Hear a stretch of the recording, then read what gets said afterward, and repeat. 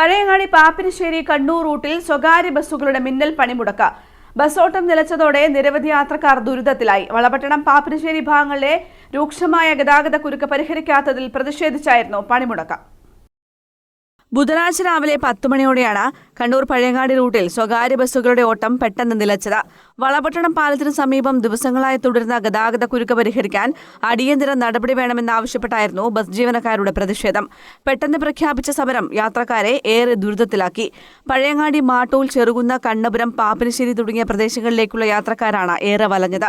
Pazhayangadi bus സ്റ്റാൻഡിലെത്തിയപ്പോഴാണ് വിദ്യാർത്ഥികൾ ഉൾപ്പെടെയുള്ള പലരും ബസ് സർവീസ് നിർത്തിയ വിവരം അറിയുന്നത്.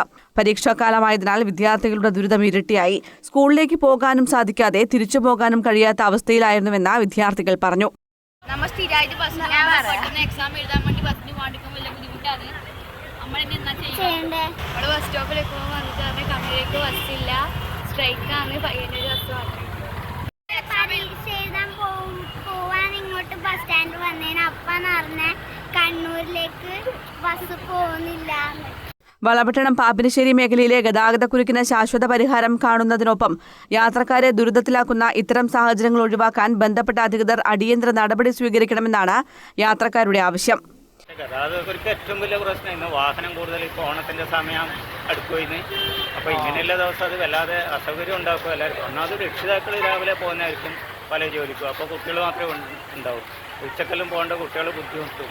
അതാണ് ഏറ്റവും വലിയ പ്രശ്നം. News bureau, Pazhayangadi.